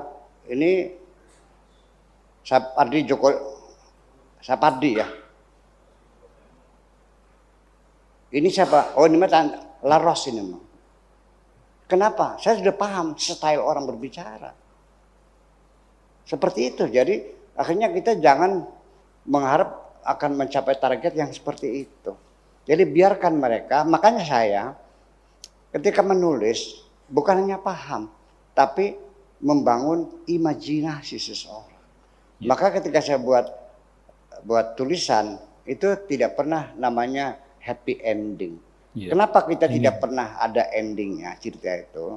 Karena mazhab Suryaniyah itu adalah mazhab yang tidak menjelaskan bagaimana akhirannya. Kenapa begitu? Karena hakikatnya hidup ini tidak pernah berakhiran kok. Ya, itulah kira-kira mungkin. Nah, sehingga kita sendiri seorang yang namanya al-baligh, balagh namanya baligh, itu bukan indahnya, bukan panjangnya, bukan pendeknya, tetapi muqtadul hal. Kita bisa menakar kemampuan untuk berpikir sehingga inilah kalimat-kalimat yang muncul supaya dia paham. Nah, Nabi ini paling hebat di bidang ini.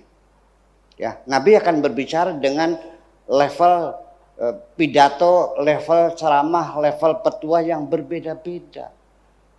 Kita baca hadis, banyak yang mananya rumit, ini gimana? Bolak-balik, kadang saya merenung ini gimana ya? Mau nanya orang udah mati orangnya. Tiba-tiba ya saya minta, ya Allah, aku ingin paham ini maksudnya apa gitu. Allah bukakan juga. Jadi artinya saya bisa menafsirkan ketika Nabi kata-katanya indah tapi juga sangat dalam artinya, ini pasti beliau berbicara dengan sekelas Sayyidina Ali, sekelas Sayyidina Umar. Tapi kalau bahasanya gampang diterima, ini pasti ngomongnya sama Abi Hurairah ini. Makasih gitu aja. Iya. Demikian pandangan subjektif terhadap multitafsir dalam pandangan sastra memang seperti itu. Demikian untuk Gus Fikri. Selanjutnya kita juga masih di studio saat ini dan ada Pak Cecep. Oh, bukan. Pak Dik. Pak Cecep atau siapa? Oh, Pak Iwa. Oh, Pak Iwa. Mangga, Pak. Silakan, Pak Iwa. Pak Iwa. Halo, 1, 2. Ya, ya. Iya. Iya. Assalamualaikum warahmatullahi wabarakatuh. Waalaikumsalam warahmatullahi wabarakatuh. Buya yang saya hormati, berbicara buang waktu. Seperti yang disampaikan dalam puisi Buya. Pada saat berbicara buang waktu, tentunya ada makna di dalamnya. Bagaimana untuk menggapai hakikat kesuksesan. Berbicara hakikat kesuksesan, tentunya berbicara proses, bukan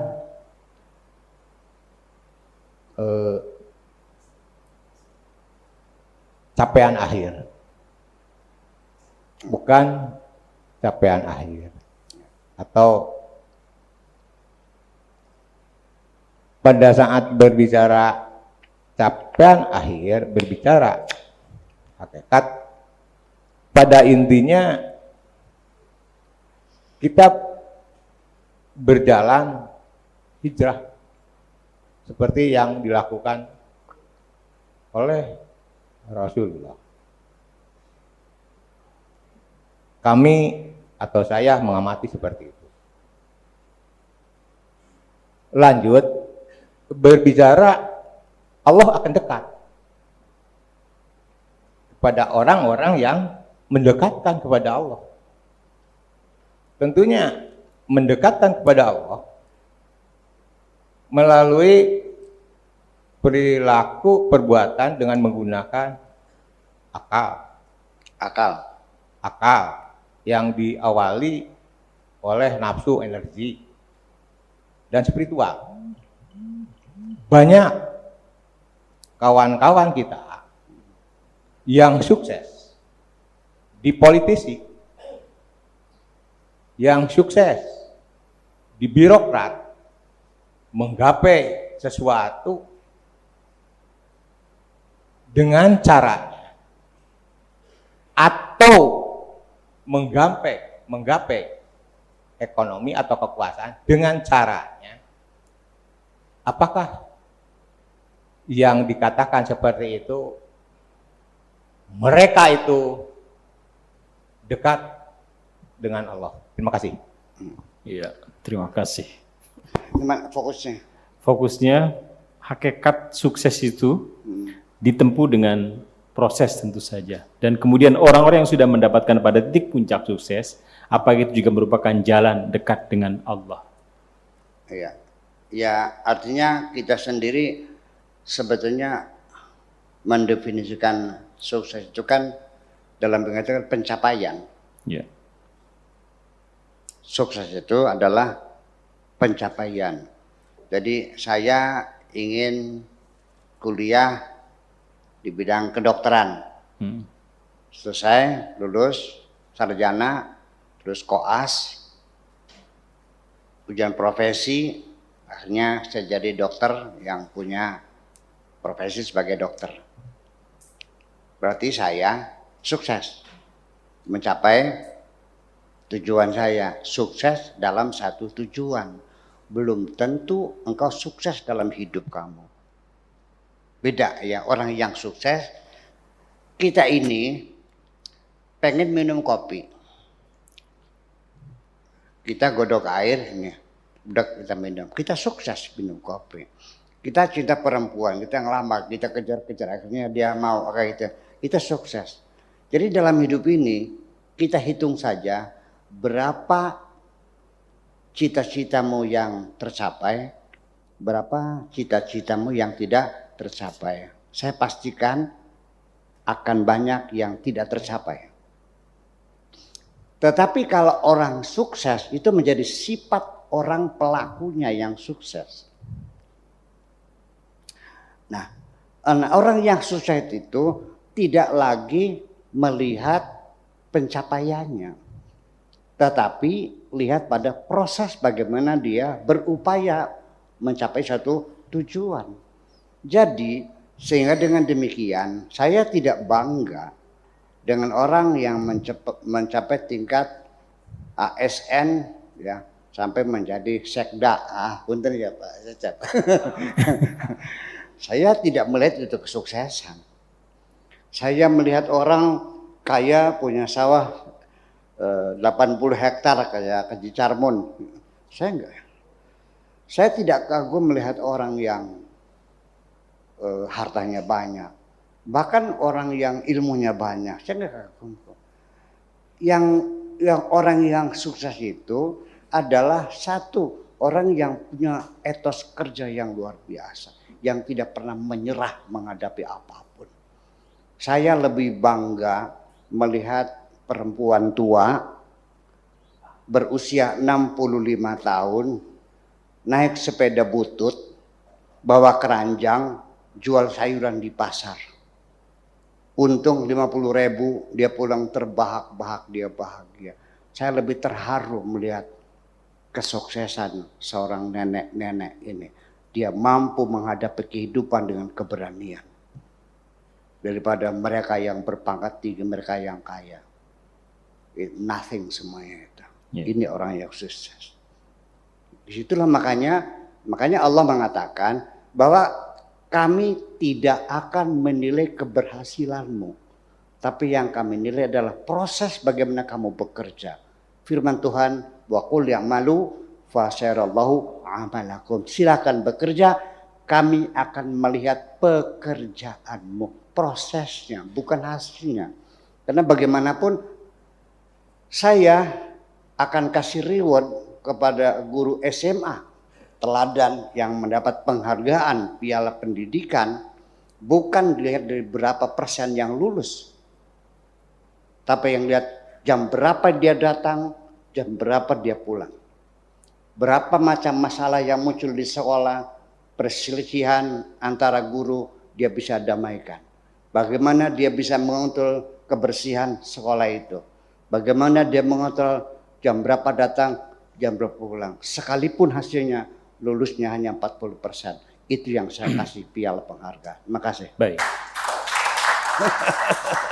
Sukses adalah menanamkan dengan kuat bagaimana etos kerja seseorang. Demikian. Dan kita ini sudah sampai pada titik terakhir kebersamaan kita hari ini dan kita sudah masuk closing statement untuk kali ini dan itu masih ada lagi enggak? Oke. Masih ada enggak? Yang di sini kita masukkan dalam closing statement saja kalaupun ada yang masih akan ada gabung. Yang virtual. Yang di virtual ada yang masuk? Tidak ada? Di studio, Pak Cecep barangkali sekaligus langsung closing statement saja Pak Cecep, silakan. Terima kasih. Assalamualaikum warahmatullahi wabarakatuh. Waalaikumsalam warahmatullahi wabarakatuh. Buya Syakur yang kami cintai, kami banggakan. Yang pertama, hebatnya Buya ini melempar kita supaya berpikir. Ya. Hebatnya di situ. Kenapa judulnya tidak memanfaatkan waktu? Beda dengan buang waktu. Seperti waktu ini tidak berharga. Kita dipancing. Oleh karena itu, kelanjutannya adalah irama cinta ini menggiring kita petunjuk dari yang disampaikan oleh Buya, itu kitab dengan sunnah untuk memberikan ruang di hati kita kehadiran Allah Tuhan kita. Tapi kuncinya lagi-lagi Buya memancing lagi, bagaimana kita ikhlas menerima sukses ikhlas, menerima kegagalan ikhlas, menerima segala sesuatunya ikhlas. Ini pendekatan seperti itu. Oleh karena itu sungguh luar biasa Buya memberikan puisi Irama Cinta ini, membuat kita terpancing untuk mengikuti irama cinta yang isinya adalah bagaimana kita meningkatkan ketakwaan. Karena ketakwaan itu bukan permintaan Allah terhadap kita, tapi kecintaan kita kepada Allah, dekat kita kepada Allah. Untuk itu tentunya kami bersyukur pada malam hari ini. Sekali lagi mungkin kiat-kiatnya Buya, kiat-kiatnya seperti Buya yang sering menyampaikan nasihat kepada kita, kiat-kiat untuk mendapatkan ikhlas, supaya kita nanti tamu di surganya Allah. Insya Allah nanti kalau Buya masuk surga, ajak kita semua. Amin ya robbal alamin. Terima kasih. Wassalamualaikum warahmatullahi wabarakatuh. Ada 2 poin itu. Ada 2 poin yang perlu saya respon.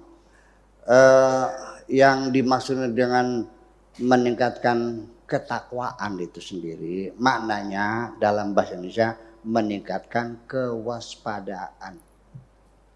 Tetapi lucunya seringkali di baliho atau di latar belakang ceramah meningkatkan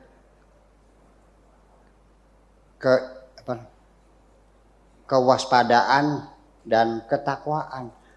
Takwa itu waspada, preventif. Karena kata takwa itu berasal dari kata wiqayah. Wawu, qaf dan ya, waqa yaqi wiqayatan. Al wiqayatu khairun minal ilaj. Peribahasa. Preventif itu lebih baik daripada kuratif. Preventif itu adalah bukan mengatasi persoalan, tapi menghindari jangan sampai muncul persoalan. Kalau sudah terjadi namanya kuratif namanya. Jadi kita menghindar jangan sampai kena penyakit, bukan mengobati setelah. Kalau sudah sakit namanya kuratif. Kalau menghindar jangan sampai sakit namanya preventif. Kenapa demikian? Tetapi kecewanya karena bertahun-tahun ketakwaan dimana dengan takut. Ittaqullah, takutlah kepada Tuhan. Takut itu bukan preventif, takut bukan kewaspadaan. Kalau takut melarikan diri, kalau kita mendekati, ya kan begitu. Nah, kalau melarikan diri, kita akan kehilangan kehati-hatian. Karena orang lari ketakutan, dia tidak mikir ada tonggak, ada beling, ada batu, semua diterapas, diterjang semuanya itu. Tapi ketika kita mendekat, kita dengan strategi perlahan-lahan melihat jalan, ada lubang, kita menghindar. Itulah namanya cinta itu sendiri membangun preventif sesungguhnya. Itu kaitannya saja, tapi maknanya berbeda. Makanya ketika Allah mengatakan al-muttaqun itu orang-orang yang punya tingkat kewaspadaan yang tinggi. Nah, sehingga kenapa jadi artinya waqa itu asalnya waqa diikutkan wazan pada ifta'ala menjadi eutaqa, lalu wawunya diganti dengan ta, lalu diidghamkan menjadi ittaqa. Isim fa'ilnya adalah al-muttaqun. Artinya orang yang berhati-hati. Allah tidak akan menghukum kita ketika kita termasuk orang yang bertakwa. Apapun kesalahanmu, kalau kamu bertakwa, Allah tidak akan menuntut. Kenapa? Karena pasti orang yang bertakwa berhati-hati, terus dia melakukan kesalahan, pasti tidak disengaja. Logika kita berbicara seperti itu. Kita keluar, ternyata gelap gulita. Kita pulang lagi ngambil apa?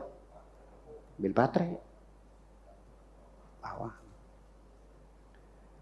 Kita keluar, gerimis, pulang lagi ngambil apa? Itu namanya sedia payung sebelum hujan. Ternyata ketika dikembangkan payungnya sobek. Allah tidak akan menyalahkan kita, Anda udah berhati-hati. Itu dasar nasib aja kan gitu.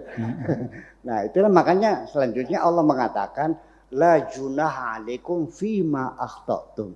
Tidak ada dosa bagimu ketika engkau melakukan kesalahan dalam kondisi kamu berhati-hati. Yeah. Nah, yang dosa mana? Walakin ma ta'ammadat qulubukum. Dosa itu kalau ada kesengajaan hatimu untuk melawan Tuhan. Itu persoalannya. Ini takwa. Nah, kemudian yang kedua adalah ikhlas ya. Ikhlas itu adalah ketulusan. Tetapi ketika kata ikhlas menjadi bahasa Indonesia, maknanya berubah. Kalau ikhlas itu nggak usah bayar lagi. Kan gitu. Atau juga kita bekerja tanpa imbalan, begitu kan? Itu kan utangmu nggak bayar, semakin melarat, jadi notanya sudah nih, udah saya ikhlasin aja deh. Artinya nggak usah bayar. Itu betul dalam bahasa Indonesia. Atau kemudian kita juga ada bangunan masjid, kita nyumbang tenaga, ikut ngaduk, masang bata, itu dengan tidak minta imbalan apapun, itu memang ikhlas. Tetapi ikhlas itu sendiri pada hakikatnya bukan berarti tidak minta imbalan. Karena para nabi, para rasul sendiri, mereka adalah orang sudah di puncak tingkat keikhlasan. Para nabi, para rasul, mereka bekerja sudah pada tingkat keikhlasan. Yuk, sekarang kita lihat di Al-Qur'annya. Mereka mengatakan, Innilakum rasulun amin. Aku ini adalah utusan Allah yang dipercaya. Diutus kepada kamu semuanya. Fattakullah wa ati'un. Ya kan? Bertakwalah kepada Allah dan ikuti aku. Wa ma as'alukum min ajrin in ajriya illa ala rabbil alamin. Aku tidak minta upah dari kamu, upahku dari Allah. Jadi ikhlas itu tidak menghilangkan harapan dapat upah ketika harapan banyak dari Allah. Jadi pada para nabi rasul masih ada harapan bayaran, tapi bayarannya dari Allah. Sehingga artinya bahwa keikhlasan mereka sudah dijamin karena tidak minta imbalan dari sesama, imbalannya hanya kepada Allah saja. Itu namanya ikhlas. Tetapi saya sudah tidak pernah berharap imbalan dari Allah kok. Untuk apa saya berharap imbalan? Sebelum saya bekerja sudah diberi oleh Allah segala-galanya. Dengan badan saya yang sehat, prima. 73 tahun saya masih energik seperti itu, juga bingung. Dari kemarin belum tidur saya ini. Iya kan? Dan saya masih diberi kesehatan yang luar biasa. Dikasih kecerdasan otak di atas rata-rata lah. Betul nggak? Percaya nggak? Ini semuanya berapa harganya? Betapa kerdilnya jiwaku ketika aku berbuat untuk Allah masih berharap imbalan. Semua yang kulakukan tidak pernah berharap minta imbalan apapun. Yang penting aku ingin menyenangkan Allah saja.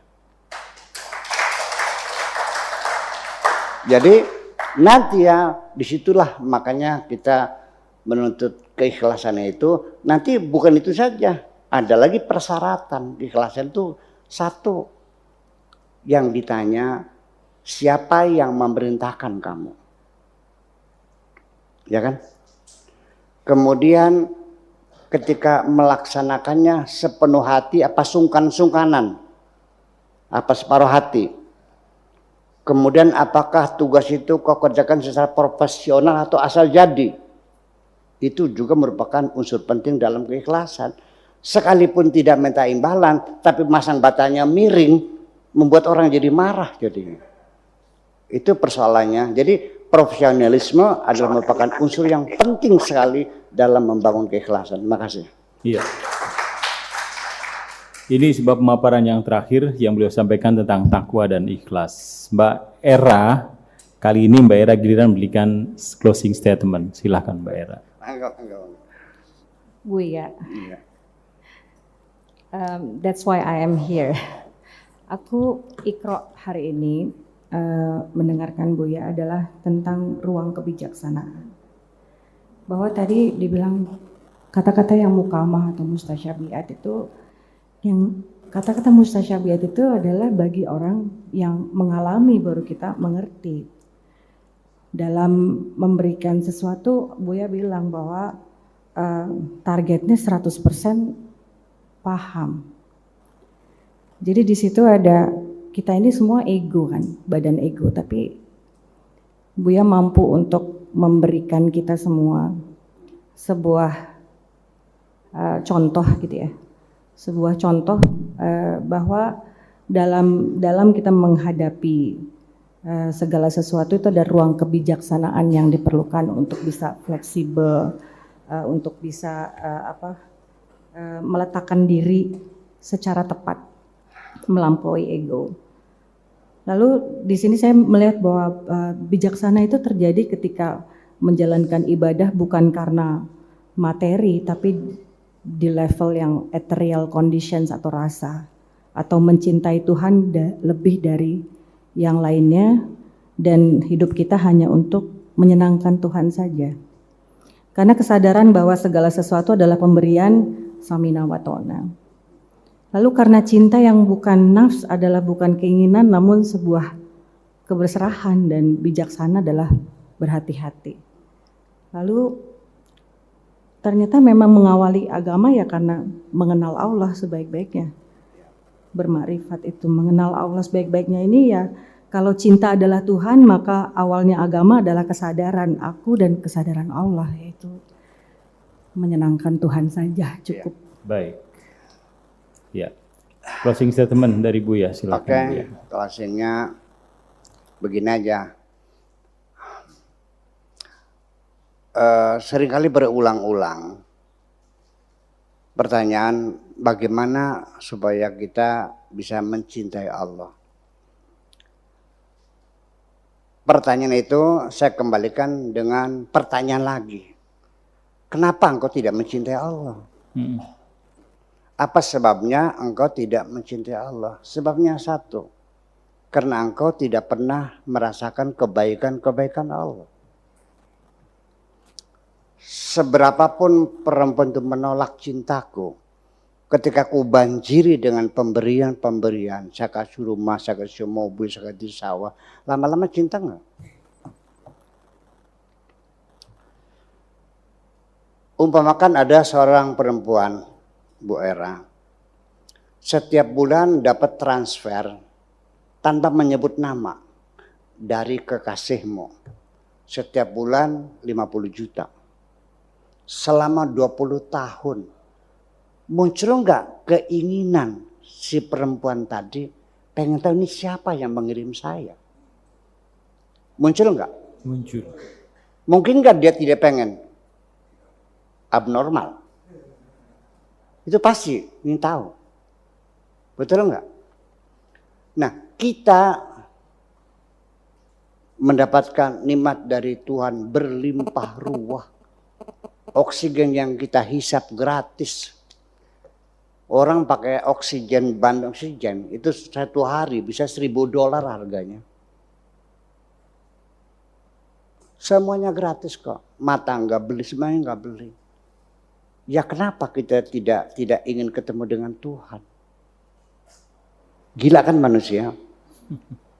Nah, apa hambatannya engkau tidak mengakui pemberian Tuhan? Satu, hambatannya adalah kembali kepada psikoanalisa Sigmund Freud.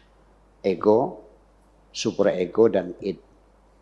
Pertarungan itu yang tidak pernah selesai sehingga engkau tidak pernah merasakan pemberian Tuhan. Yaitu selama ini engkau merasakan semua kenikmatan adalah hasil jerih payahmu sendiri. Ya. Itu persoalannya. Jadi pada akhirnya kalau kita ingin membangun cinta, cobalah kita selalu menyadari bahwa semua yang kita nikmati ini adalah pemberian Tuhan semuanya. Dan kita syukuri. Kemudian Mbak Era kepengen kenal Tuhan. Rawatlah keinginan ini, terus membara, jangan sampai pudar. Mintalah kepada Allah, bimbingan Allah, diberi petunjuk, terserah bagaimana caranya bisa kenal dengan Tuhan. Nanti ada cara yang misalnya jadab, ujuk-ujuk, hari ini pelacur, besok jadi wali. Hari ini seperti Rabil Adawiyah, hari ini sebagai perampok, besoknya jadi wali seperti Durun Al-Masri. Tapi itu jarang terjadi, jadi nggak usah ditiru. Kita tiru saja yang lumrah terjadi, yaitu melalui suluk, melalui perjalanan pembimbingan seorang mursyid namanya. Nanti pada saatnya Allah menghendaki engkau diperkenalkan, Allah akan memberikan kesempatan engkau bisa berkenalan dengan orang yang sudah kenal dengan Allah. Dia akan memperkenalkan. Terima kasih itu aja. Ya. 2 jam sudah kita tadi sudah melewati pembacaan kitab dan kajian kitab Fatku Rabbani, dan tadi juga kita sudah sama-sama membedah bagaimana membuang waktu dari irama cinta yang sudah disampaikan Buya.